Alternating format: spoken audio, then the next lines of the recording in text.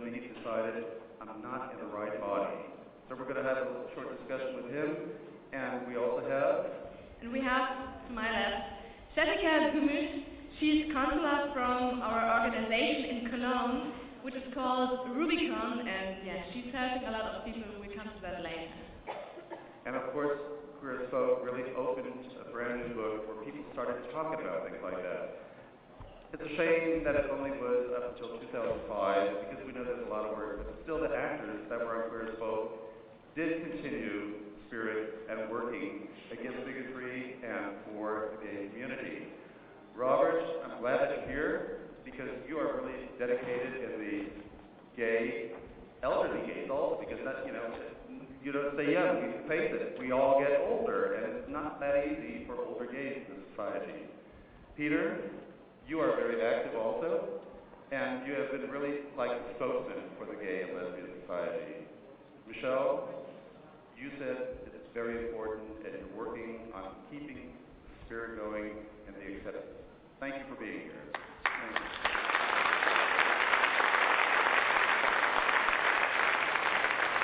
James, give us a little bit of the background. You grew up, you were born in Füssen, right? Hello, do we have another microphone here, or can we share this one? Yeah, it's called Füssen. It's a small Bavarian city down south, nearly to Austria. Yeah, I went to school. I moved to Cologne in 2007, just because I couldn't live there anymore. The neighbors, where I've had a good relationship before my outing, and after that they changed the street size. They called me very bad things. I won't. Oh, so you were due to physical violence, weren't you? Yeah, right. I was beaten up, landed in hospital for a few days, broken ribs, broken nose. It was a rough time. When did you really notice, at what age, or when did you really notice that something, my mind and my body do not fit together? That was an early age, 3 to 4, lately. But when I had the word for it, as a transgender, I was 17. I was 17 when I had my outing. My family was, most of them were okay with it, but a few broke up the contact with me. Did you feel very lonely at that time? Did you have anybody you could go to? Was there anything consultant, or did you know what to do with yourself at that time? No, absolutely not. When I had my outing in school, it was totally like hell, not only with the students, also with the teachers. There was no counseling or something in Füssen. It's only 40,000 people live there, I think. So there's nothing for it. No. Well, we're lucky that in Cologne there is the counseling. Jessica, does that sound to you like something that you experience? Do people call you? And is that a case you know? Yes, that's the case we know with transgender and also gay and lesbians. And we are very happy that we work together with self-help groups too from transgender, because unfortunately in our team we don't have anybody trans.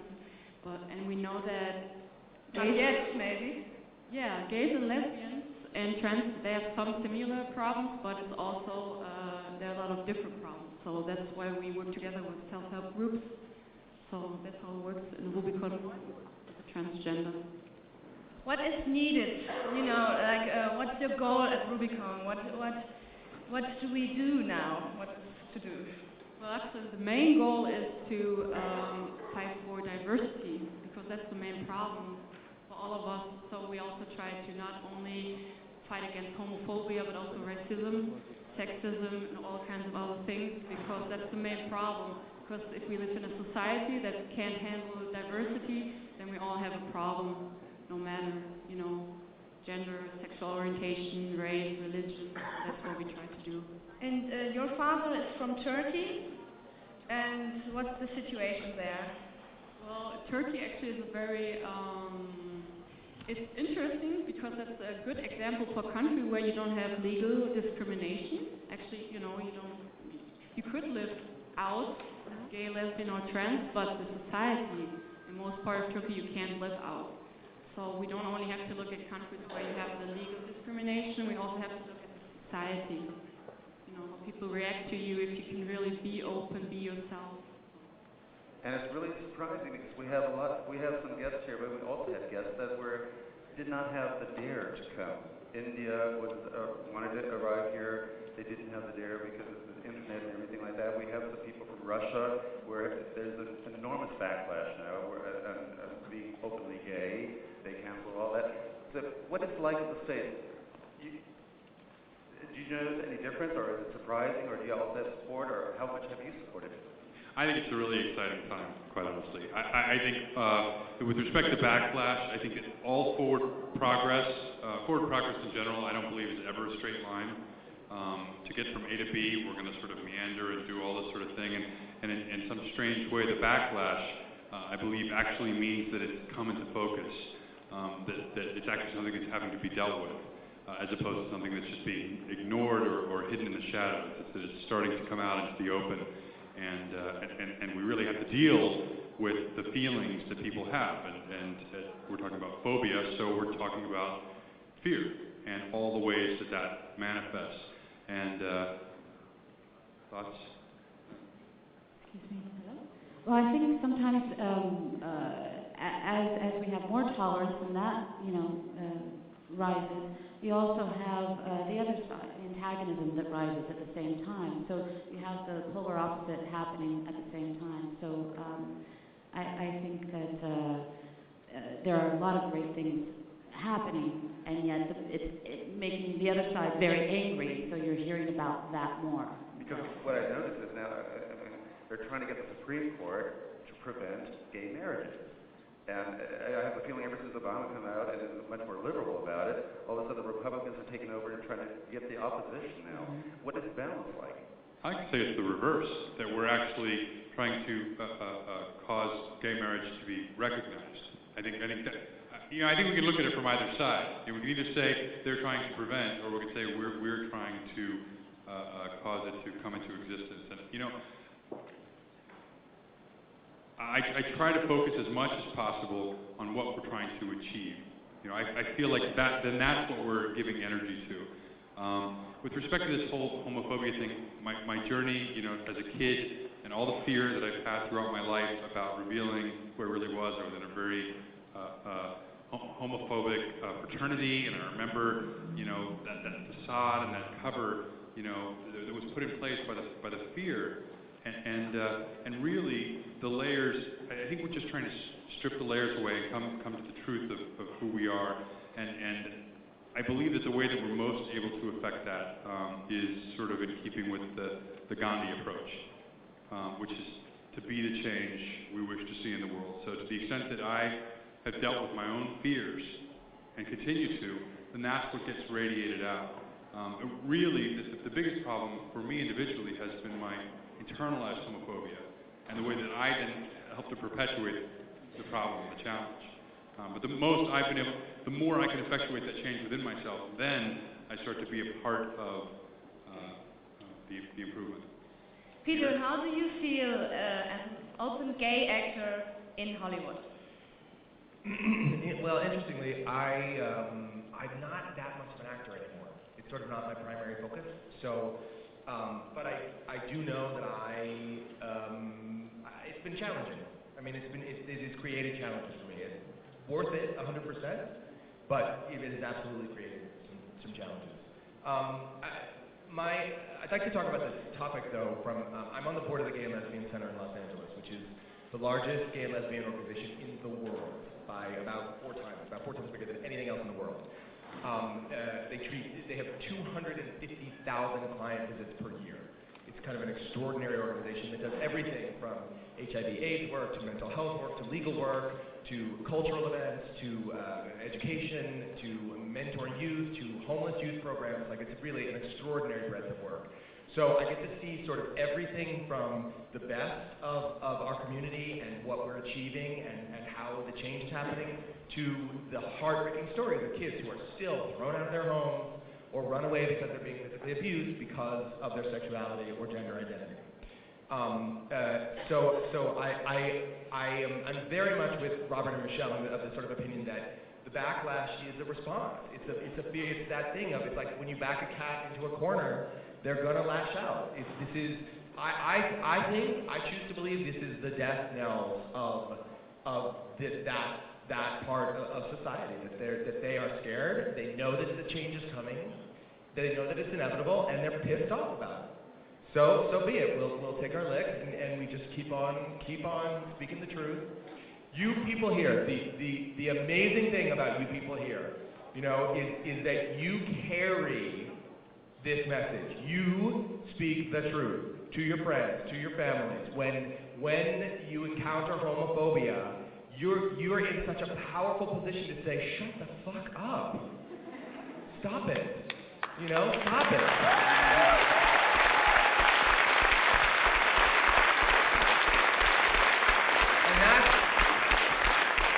You know, it's amazing when you say to somebody, you know, you don't know what you're talking about. It's amazing how powerful that experience can be, to hold somebody accountable for their words and their behavior and say, like, no, I respectfully disagree. You know, that's not what I know or believe to be true.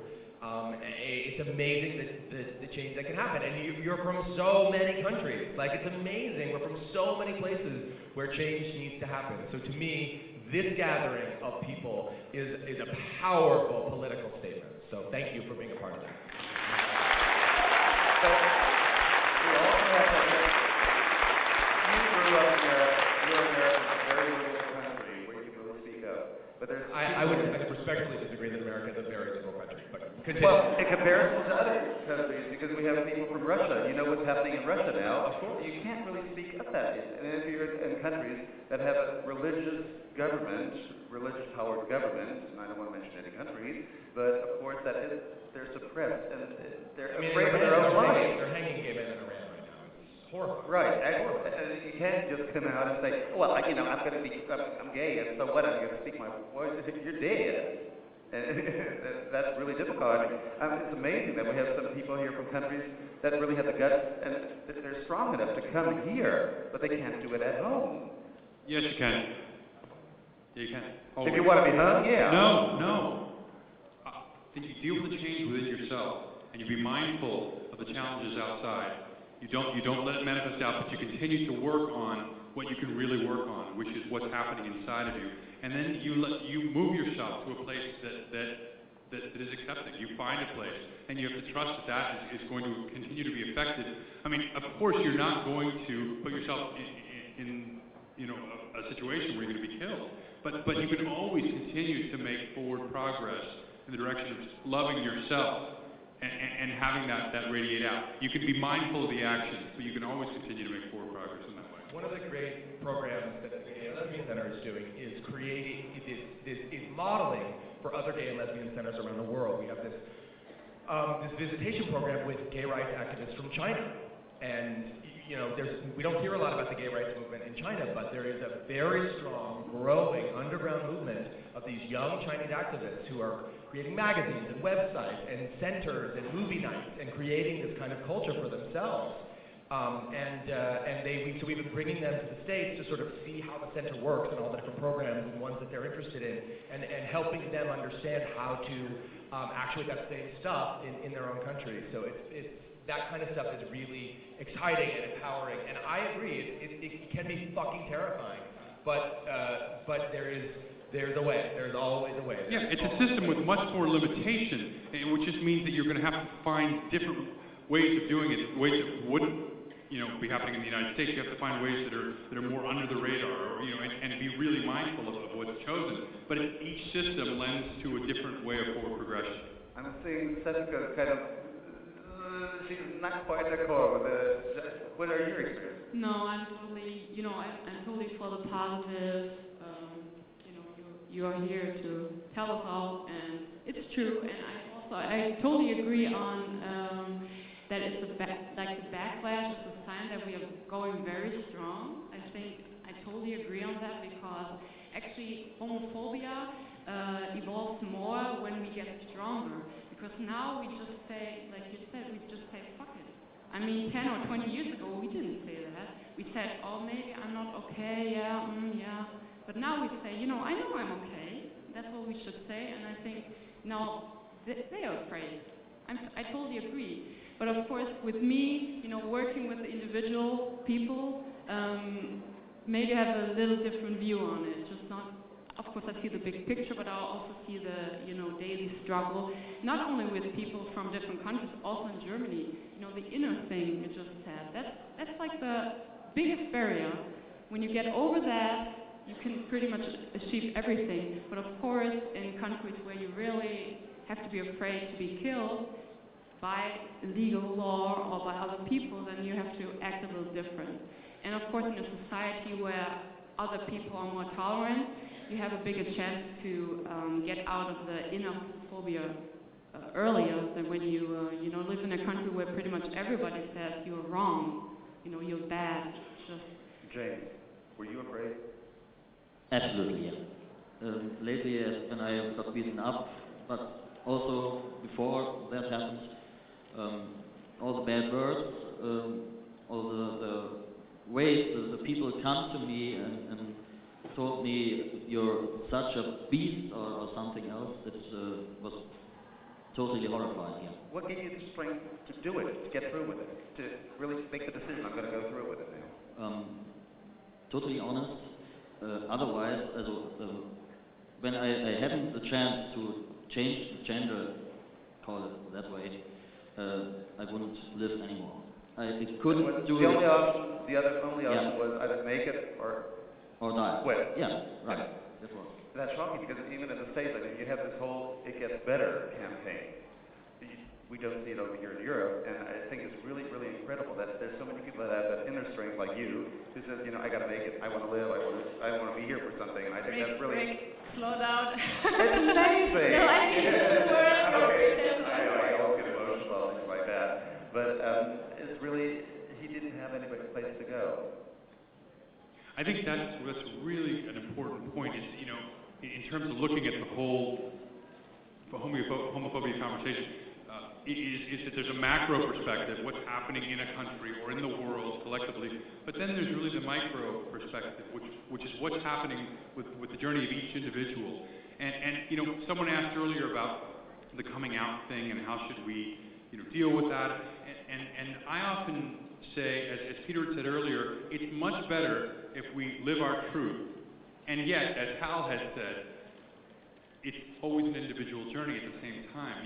When I told my mother I was going to be coming out on the cover of a magazine, she literally said, and I quote, "Why don't you just shoot us through the heart with a rifle first?" That was her line, verbatim.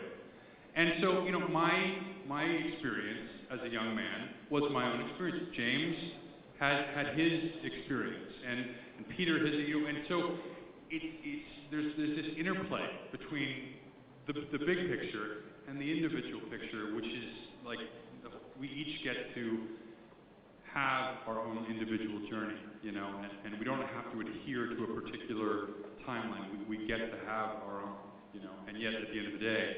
Well, I want to ask Michelle something. You're a great activist for equality. How is that? Why? Why are you fighting for that? Well, I try to do what I can, and I try to learn every day. Let me just say, you even spoke at the White House. What was that? That was a march in Washington for LGBT rights, and a woman reached out to me, and a woman who was kicked off a PTA board because they found out she was a lesbian, and she wanted to be proactive about it, and so she threw a march in the middle of California originally called Meet in the Middle, and 4,000 people showed up, and she called me early on and she needed support, and I drove up there to meet her, and she's become a friend of mine. And then she said, you know what, now I want to go to Washington. And I said, okay, great, call me if you need something. And so she called me, and then I was involved in that. And she she's become a hero of sorts to me because she's very proactive.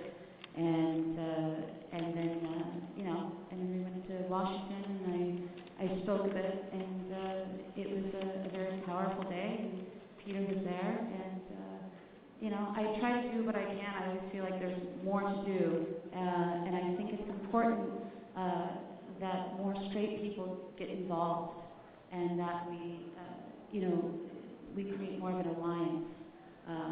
And I think that for me as a woman, I can relate in my own small way because of what I felt, maybe being marginalized as a woman, and so I can understand what that might feel like. I never try to pretend that I, know what it means to have to come out of the closet or be gay, because I can't imagine what that journey would be like, but I can try to imagine and try to understand and maybe.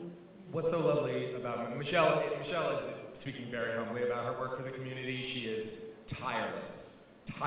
She does more than kind of all of us combined, quite frankly, and we do a lot. That's not true.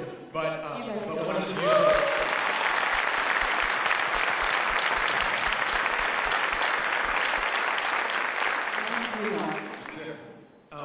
one of the beautiful things, I think, Michelle, about the way you do what you do is that you don't need to imagine what it is to be gay or lesbian or bisexual or transgender. You do it because it's fucking respect. It's fucking equality. There's not, you don't come at it with pity or a need for empathy, or you just come at it because it's like, hey, idiots, this is the right thing to do. It's odd. I will tell you, I've had more people ask me, well, why do you do it? Why do you do it? And I just think, well, if you don't believe in equality, what do you believe in? Inequality? If you don't believe in love, then what do you believe in? Hate? And it's interesting why so many people have come up to me and asked me, why? And I feel like... I wonder why sometimes. I look at you and I go, and I've taken that journey. So much. You go at it so hard and so relentlessly, and I so respect it, that I sometimes go like, why is she doing this? And I so respect it that you've drawn this line for yourself. You're like, if it ain't equal, it ain't right. So let's get on it. Yeah. But you guys have become actually idols for the whole gay society, because you were the first ones that really came out with it. And were they a support for you? Did they kind of justify your move that you said, okay, or is that what you're really one of the biggest fans? Yeah, maybe, yeah. Sure. Oh, God. You don't have to say that if it's not true. The series, I watched the series because my brother brought me to it. He's gay. He married his man on November 11th last year. It was such a great day for all of us, also for my family. And he brought me to the series before he came out, and I wondered, why does he show this to me? I didn't know the series before he showed me, and from the first episode on, I saw my life, I saw the life of my brother before he came out. I knew he was gay, but he came out when he moved with me to Cologne, and now he's married, he's happy, and me too. So, the series was really a big part of it. So you guys really made a difference for a lot of people. How was the response when you went off air? You get many letters from people asking you to stay on and keep... They sent the stack of emails. Dan and Ron, do you remember that? Of the letters saying, don't go, don't go. Yeah, I mean, of course, but things run their course, you know what I mean? It's time for something else. There's room for something else. There's stuff coming. There's Modern Family, which is amazing, and there's two, the new normal is coming out. Ryan Murphy has a new show about a gay couple, and there's another one too, isn't there? There's another pilot. Yeah, sitcoms. Yeah. It is one of the things I did appreciate about Queer as Folk and the L Word was the fact that it wasn't. Comedy is such a powerful device, through which to advance the conversation, and people you sort of get it when people aren't looking. But I do appreciate that the shows like ours that come at it from a just head-on, dramatic place. Yeah, but you guys were actually more international, more widespread, because many of the shows that you mentioned are not being aired Europe-wide, worldwide. The L Word was just briefly here on air in Germany. Your show was always pushed later, but still it was on air. In Greece, it was taken off immediately, although the quota was really incredible with the Greek Orthodox Church demonstrated. In Croatia, it was like we have technical problems, but you were the ones who really made it international. The other shows haven't really had that power to set through. Is it because it's not necessary anymore, or is it just because you really had to touch the nerve at the right time? Who knows? Well, I actually didn't. let's face it, there's nothing else I think that has actually addressed the issues so specifically as there's no other show that has so specifically talked about the political aspects. I mean, the whole gamut. You know, we covered the whole gamut. You guys were pretty blatant about everything, weren't you? I mean, right out. really went for it. So sometimes probably too on the nose. But I've so appreciated how many people have said today that they just recently discovered the show. I mean, the number of people that said I really just found the show within the last 6 months, or it's amazing to me. And I wonder how many other kinds of television shows have that kind of show. One of the things I love about the show is that it's there for people at 15, 16, 17 when they start questioning their sexuality, when they wonder, when they quietly go on the computer at the library because they don't want to check their computers at home, and they find that there's this show that they can watch these DVDs. And that is, for me, the most common story now, is that some boys will come up to me at 20, 22, 25 and go, oh my God, I used to sneak downstairs, or oh, I borrowed it from a friend, who borrowed it from a friend, and we had them in an envelope. And like, I love that this show is an ongoing resource for people to know, like, it's okay, there's people out there. We're out there. Maybe that's why we're here, because there's this timelessness to the conversation, and that's why we're having this panel, is that there's so much still to be discussed and to be advanced. So. One of the things I just wanted to say about homophobia in general is statistically, people who know gay people are 1/10 as likely to be homophobic. So that's an argument right there for coming out. And also, statistically, people who are severely homophobic are almost 3 times as likely to be homosexually identified themselves. So if you can treat those people with a little bit of kindness, thinking about what a horrible panic they may be in, maybe there's an opportunity to look at it from a different perspective. James.